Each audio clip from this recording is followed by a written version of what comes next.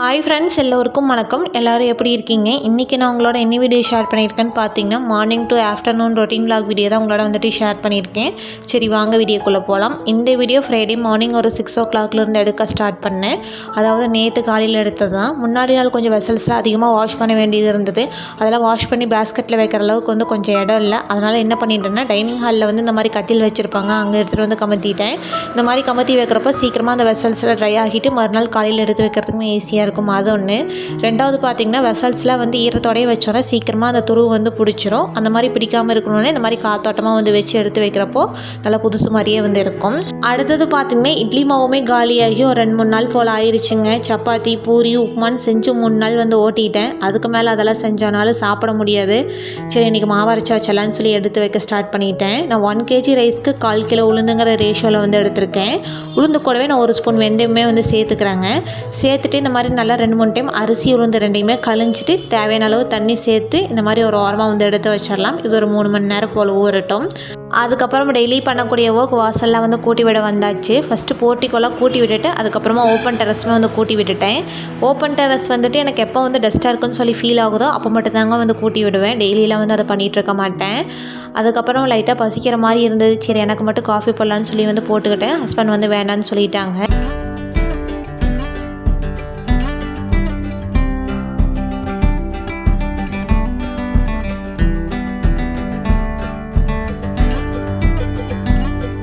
காஃபிலாம் நல்லா ரிலாக்ஸாக குடிச்சு முடிச்சதுக்கப்புறமா பிரேக்ஃபாஸ்ட்டுமே ரெடி பண்ணுறதுக்காக வந்தாச்சுங்க. முன்னாடி நாள் நைட்டு சப்பாத்தி ரெடி பண்ணியிருந்தேன். எப்போவுமே இந்த அளவுக்கு சப்பாத்தி மீதம் ஆகாது. அந்த அன்றைக்கி பார்த்திங்கன்னா 10 சப்பாத்தி போல் மீதியாயிருச்சு.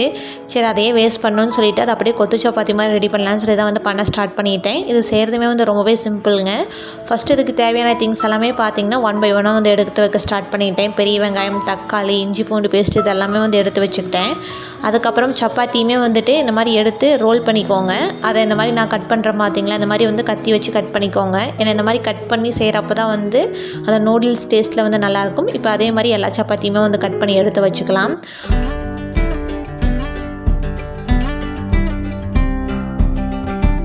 சரி வாங்க இப்போ நம்ம கொத்து சப்பாத்தி எப்படி ரெடி பண்ணலான்னு சொல்லி பார்க்கலாம். இதுக்கு பேன் வச்சுக்கோங்க. அதில் 2 ஸ்பூன் ஆயில் ஆட் பண்ணிவிட்டு கடுகு, கடலைப்பருப்பு, உளுத்தப்பருப்பு இதெல்லாம் கொஞ்சம் அதிகமாக சேர்த்துக்கோங்க.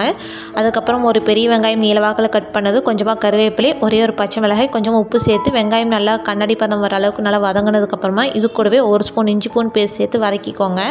அதோட பச்சை வாசனை போனதுக்கப்புறமா 2 தக்காளி நல்லா பொடியாக கட் பண்ணி வச்சுருக்கேன். அதையும் சேர்த்து இந்த மாதிரி நல்லா பெரட்டி விட்டுக்கலாம். இப்போ மசாலாஸ்லாம் ஆட் பண்ணிக்கலாம். 1 ஸ்பூன் மஞ்சள் தூள், 1 ஸ்பூன் வரமிளகாய் தூள், 1 ஸ்பூன் தனியா தூள், கொஞ்சமாக கரம் மசாலா, தேவையான அளவு உப்பு சேர்த்து இந்த மாதிரி நல்லா கலந்து விட்டுக்கோங்க.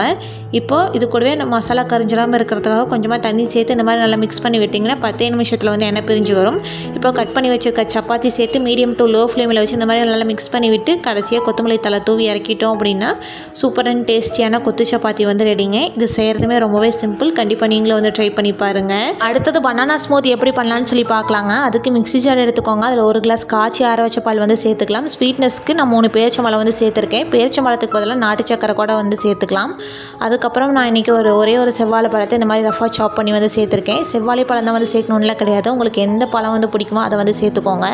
சேர்த்துட்டு இந்த மாதிரி மிக்ஸி ஜாரில் ஆட் பண்ணிவிட்டு நல்லா பிளெண்ட் பண்ணி எடுத்துட்டிங்க அப்படின்னா சூப்பர் அண்ட் டேஸ்டியான பனானா ஸ்மூதி ரெடிங்க. இது செய்கிறதுமே ரொம்ப சிம்பிள். கண்டிப்பாக நீங்களும் ட்ரை பண்ணி பார்த்துட்டு எப்படி இருக்குன்னு கமெண்ட் செக்ஷனில் கமெண்ட் பண்ணுங்கள். நானும் இதெல்லாம் ரெடி பண்ணி முடித்தேன். ஹஸ்பண்டுமே ரெஃப்ரெஷ் ஆகிட்டு வந்துட்டாங்க. வந்ததுக்கப்புறமா பிரேக்ஃபாஸ்ட் பார்த்திங்கன்னா நல்லா சூப்பராக என்ஜாய் பண்ணி சாப்பிட்டாச்சு.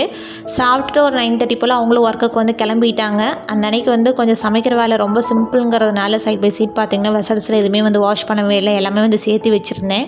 எல்லாம் ஒட்டுக்காக வாஷ் பண்ணி எடுத்து வச்சுட்டு ஆஸ் யூஷுவல் எப்பவும் போல் கவுண்டர் டாப் அடுப்பெல்லாம் நல்லா நீட்டாக க்ளீன் பண்ணி விட்டு வீடு ஃபுல்லாக கூட்டி விட்டாச்சு.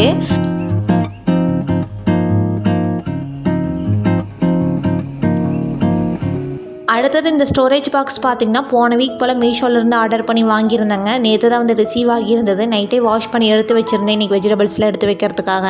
சரி அதான் உங்களோட ஷேர் பண்ணிக்கலாம்னு சொல்லி ஷேர் பண்ணியிருக்கேன். மேக்ஸிமம் எல்லாத்துக்கும் இது என்னன்னு சொல்லி தெரிஞ்சிருக்கும். தெரியாதவங்களுக்காக ஷேர் பண்ணுறேன். இது பார்த்திங்கன்னா ஃப்ரிட்ஜில் வெஜிடபிளில் ஸ்டோர் பண்ணி வைக்கக்கூடிய ஸ்டோரேஜ் கண்டெய்னருங்க. ஒரு பாக்ஸ்லேயுமே பார்த்திங்கன்னா இந்த மாதிரி ஒயிட் கலரில் கொடுத்துருப்பாங்க. இது எதுக்கு யூஸ் பண்ணுறது அப்படின்னா இதை மாதிரி அடியில் வச்சுட்டு அதுக்கு மேலே நம்ம வெஜிடபிளில் ஸ்டோர் பண்ணி வைக்கிறப்போ இன்கேஸ் வெஜிடபிள்லாம் ஈரம் ஏதாவது இருந்தால் கூட அது கீழே வந்து ஃபில்டர் ஆகிட்டு அந்த காய்கறி வந்து ரொம்ப நாளைக்கு அழுகி போகாமல் இருக்கும். மெயினாக அதுக்காக தான் வந்து இந்த ஒயிட் கலரில் வந்து கொடுத்துருக்காங்க. ஒவ்வொரு பாக்ஸ்லேயுமே பார்த்திங்கன்னா இந்த மாதிரி ஒவ்வொரு இது வந்து கொடுத்துருவாங்க. நான் பார்த்திங்கன்னா காம்போவாக செட் ஆஃப் 6 பீசஸ் வர மாதிரி வாங்கியிருந்தாங்க. நான் வாங்குறப்ப இதோட ப்ரைஸ் வந்துட்டு 180 சம்திங் வந்து இருந்தது. இப்போ எவ்வளோ இருக்குன்னு சொல்லி தெரியல.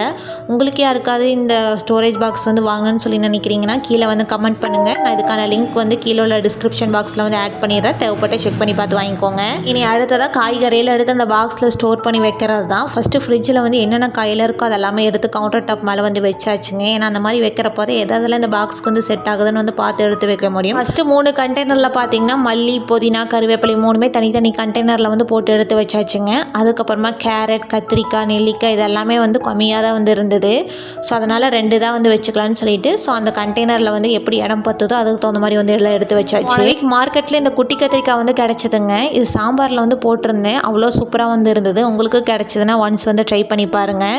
இப்போ வெஜிடபிள்ஸில் எடுத்து அந்த பாக்ஸில் போட்டு வச்சதுக்கப்புறமா பார்க்குறதுக்கு அவ்வளோ அழகாக வந்து இருந்தது. இதெல்லாமே டேரெக்டாக ஃப்ரிட்ஜில் எடுத்து வைக்கிறதுக்கு முன்னாடி ஃப்ரிட்ஜில் அந்த மாதிரி போட்டிருக்கோம் பார்த்தீங்களா, அதெல்லாம் வந்து எடுத்து விட்டு நல்லா க்ளீன் பண்ணி விட்டாச்சு. ஏன்னா ஒன்ஸ் இந்த பாக்ஸில் எடுத்து ஃப்ரிட்ஜில் வச்சிட்டோன்னா இதெல்லாம் கிளியர் ஆகிற வரைக்கும் நம்ம மறுபடியும் வந்து அந்த ரேக்கில் எடுத்து க்ளீன் பண்ண போகிறது கிடையாது. அதெல்லாம் எடுத்து வச்சதுக்கப்புறமா நல்லா நீட்டாக எடுத்து ஆர்கனைஸ் பண்ணி வச்சாச்சு. ஃபஸ்ட்டு சென்டர் ரேக்கில் இப்போ புதுசாக வாங்கிட்டு வந்த அந்த பாக்ஸில் வந்து ஸ்டோர் பண்ணி வச்சாச்சுங்க. கீழே பார்த்தீங்கன்னா அந்த பெருசாக இருக்கும் இல்லைங்களா வெஜிடபிள்ஸ், அதெல்லாமே கவரில் தான் போட்டு வைக்கிற மாதிரி இருந்தது. ஸோ அதெல்லாம் வந்து கீழே ஸ்டோர் பண்ணி வச்சுட்டேன். அப்புறம் ஹஸ்பண்டுமே முன்னாடி நாள் ஒர்க் முடிச்சுட்டு வரப்போ கீரை வாங்கிட்டு வந்திருந்தாங்க. அதுவுமே லைட்டாக வாடின மாதிரி ஆயிடுச்சு. சரி இன்றைக்கி மதியம் போல் குக் பண்ணி சாப்பிட்றலான்னு சொல்லி அதான் வந்து க்ளீன் பண்ணிகிட்ருக்கேன்.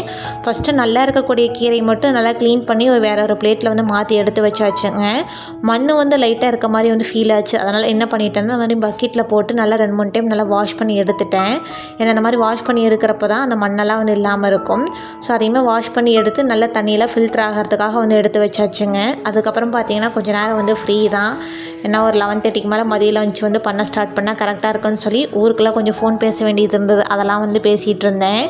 அதுக்கப்புறம் பார்த்திங்கன்னா மார்னிங் ஊற வச்சுருந்தோம் இல்லைங்களா அரிசி, அதை ஊற வச்சதே வந்து மறந்துட்டுங்க. திடீர்னு வந்து ஞாபகம் வந்தது. சரி ஃபஸ்ட்டு போய் மாவு அரைச்சிடலான்னு சொல்லி மாவு அரைக்கிறதுக்காக வந்து வந்தாச்சு. வீக்லி ஒன்ஸ் பார்த்திங்கன்னா கம்பல்சரி வந்து மாவு ஆட்டிடுவேங்க. அது ஃப்ரைடே சாட்டர்டே போல் வந்து அரைச்சி வச்சேன் அப்படின்னா ஒரு 4 நாள் போல் வந்து வரும். மீதி இருக்கக்கூடிய 2 நாள் பார்த்திங்கன்னா சப்பாத்தி, பூரி, உப்புமா இந்த மாதிரி வந்து செஞ்சு சாப்பிட்டுக்குவோம். மெயினாக பார்த்திங்கன்னா சண்டே அன்றைக்கி நான்வெஜ் செஞ்சோம் அப்படின்னா இட்லி வந்து சாப்பிடுவோங்க. அதுக்காக வந்து மெயினாக மாவு அரைச்சி வந்து வைப்பேன். ஏன்னா ஃபஸ்ட் 2 நாள் வந்து இட்லி ஊற்றுவோம். அதுக்கப்புறம் தோசை, பணியாரம்னு சொல்லி வந்து செய்வோம். ரொம்ப ஆட்டி வச்சாலும் வந்து புளிச்சிடும்னு சொல்லிட்டு ஃப்ரைடே சாட்டர்டே போல் வந்து அரைச்சோம் அப்படின்னா சண்டே அன்னைக்கு செய்கிறதுக்கு வந்து கரெக்டாக இருக்கும். ஃபஸ்ட்டு வந்து உளுந்து அரைச்சி எடுத்துகிட்டு அதுக்கப்புறமா பார்த்திங்கன்னா ஊற வச்சுருக்க அரிசியுமே வந்து 1 by 1 வந்து போட ஸ்டார்ட் பண்ணியாச்சு. அரிசியுமே வந்துட்டு ரொம்ப பேஸ்ட்டாக வந்து அரைக்காமல் லைட்டாக குறைன்னு இருக்க மாதிரி வந்து எடுத்தோம் அப்படின்னா இட்லி, தோசை, பணியாரம் எல்லாமே வந்து நல்லா சூப்பர் சாஃப்டாக வந்து வரும். கண்டிப்பாக நீங்களும் வந்து ட்ரை பண்ணி பாருங்கள். எனக்கு உளுந்து அரைச்சி எடுக்கிறதுக்கு பார்த்திங்கன்னா ஒரு 10 நிமிஷம் போல் ஆகும். மாவு அரைக்கிறதுக்கு வந்து ஒரு 20 நிமிஷம், மொத்தம் ஒரு ½ அன் ஹவரில் வந்துட்டு மாவு அரைக்கிற வேலை வந்து முடிச்சிடுவேன். எனக்கு மாவு அரைக்கிறத விட இதெல்லாம் வந்து வாஷ் பண்ணி எடுத்து வைக்கிறது தான் வந்து கஷ்டமாக இருக்கும். ஃபஸ்ட்டு மாவு அரைச்சி எடுத்து ஊற்றி வச்ச உடனே வந்துட்டு அந்த கிரைண்டருக்கான அந்த பார்ட்ஸ் எல்லாம் வந்து இருக்கும் இல்லைங்களா, அதெல்லாமே வந்து வாஷ் பண்ணி எடுத்து வச்சுருவேன். ஏன்னா உடனே வாஷ் பண்ணால் மட்டும்தான் அந்த உளுந்தெல்லாம் வந்து அப்படியே பிடிக்காமல் இருக்கும். ரொம்ப நேரம் வச்சோம் அப்படின்னா ஹீட்டு வாஷ் பண்ணி எடுத்து வைக்கிறதுக்கு வந்து கஷ்டமாகிடும். ஸோ அதனால் அதை வந்து ஃபஸ்ட்டு பண்ணி வச்சுட்டு அதுக்கப்புறம் கிரைண்டரில் ஒரு வெட் கிளாத் வச்சு நல்லா தொடச்சி எடுத்துகிட்டு வந்து டைனிங் ஹாலில் வச்சதுக்கப்புறமா இப்போ அரைச்சி வச்சுருக்கோம் இல்லைங்களா மாவு, இதுக்குமே நான் 1.5 ஸ்பூன் கல்லுப்பு சேர்த்து இந்த மாதிரி கை வச்சு நல்லா மிக்ஸ் பண்ணி விட்டு எடுத்துக்கிறேன். எனக்கு வந்துட்டு மாவு அரைச்சி வச்சேன் அப்படின்னா புளிக்கிறதுக்கு பார்த்திங்கன்னா குறைஞ்சது 1 நாள் வந்து தேவைப்படுங்க. மார்னிங் ஆட்டி வச்சு ஒரு சிலருக்கு பார்த்திங்கன்னா நைட்டு வந்து இட்லி, தோசை வந்து செய்கிறதா வந்து சொல்லுவாங்க. ஆனால் எனக்கு வந்து அந்த மாதிரி கிடையாதுங்க. இன்றைக்கி காலையில் மாவு அரைச்சி வைக்கிறேன் அப்படின்னா மறுநாள் காலையில் தான் மாவு வந்து பொங்கி வந்திருக்கும். எனக்கு அப்போ தான் வந்து இட்லி, தோசை வந்து பண்ணுறதுக்கு வந்து கரெக்டாக இருக்கும். இப்போ பார்த்திங்கன்னா மாவு அரைச்சோம் இல்லைங்களா, அந்த பிளேஸ் எல்லாம் கொஞ்சம் எல்லாம் தெரிச்சிருந்தது மாவெல்லாம். அதெல்லாம் க்ளீன் பண்ணி விட்டுட்டு மார்னிங்கே பார்த்திங்கன்னா கொஞ்சம் ட்ரெஸ் எல்லாம் வெயிலில் போட்டு எடுத்து வைக்க வேண்டியது இருந்தது. அதெல்லாம் வந்து போட்டு வச்சுருந்தேன். அதில் எடுத்துகிட்டு வந்து ஃபஸ்ட் வேலையை பார்த்திங்கன்னா மடித்து எடுத்து வச்சாச்சு. ஒரு நாள் விட்டு ஒரு நாள் கம்பல்சரி பார்த்திங்கன்னா இந்த துணி மடிக்கிற வேலை வந்து வந்துக்கிட்டே தான் இருக்கும். எந்த வேலையை வேணாலும் ஸ்கிப் பண்ணலாம், பட் ஆனால் இந்த வேலையை வந்து ஸ்கிப் பண்ண முடியாது. இந்த எல்லா ஒர்க்கும் முடிச்சுட்டு டைம் பார்த்துங்க ஒரு 12 o'clock போல் தான் ஆகிருந்தது. சரி ஒரு 12:30க்கு மேலே வந்து மதிய லஞ்ச் வந்து பண்ணால் ஹஸ்பண்ட் வரப்போ சாப்பிட்றதுக்கு வந்து கரெக்டாக இருக்குன்னு சொல்லி பிளான் பண்ணியிருந்தேன்.